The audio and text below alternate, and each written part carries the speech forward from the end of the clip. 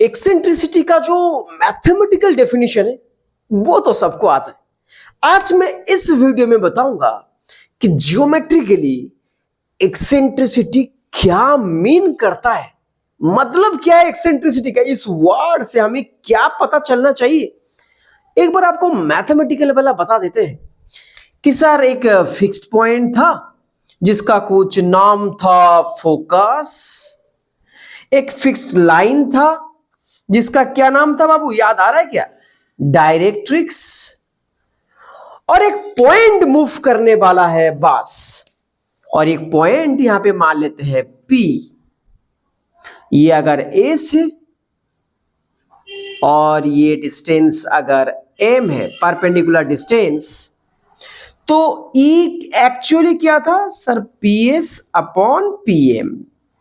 सीधी सीधी बात है, यही हमारा एक्सेंट्रिसिटी था, एक रेशियो।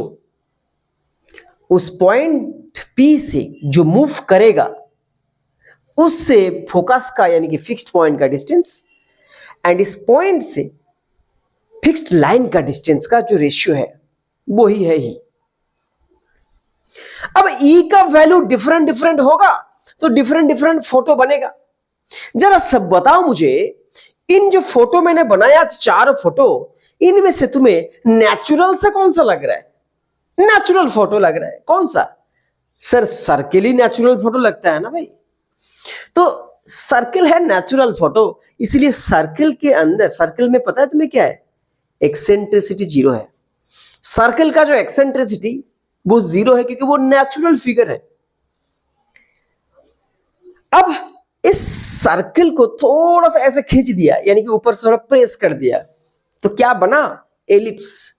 यानी कि जो नेचुरल फिगर था उस फिगर से थोड़ा अलग बनना चाह रहा है, यानी कि नेचुरल फिगर से ये फिगर थोड़ा डेविएट हो रहा है, यानी कि E के मान धीरे धीरे, E का जो वैल्यू है धीरे धीरे आगे बढ़ रहा है, आगे बढ़ रहा है, आगे बढ़ रहा है, यानी कि E जो है अभी 0 से लेके 1 के बीच में आ गया, इसलिए थोड़ा सा ही फ्लैट हुआ।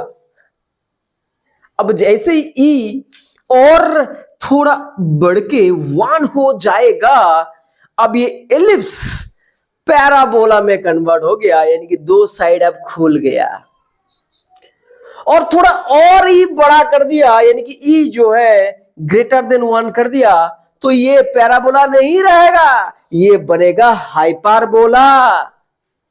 E इंडिकेट करता है कि एक फिगर नेचुरल फिगर से कैसे डेविएट हो रहा है।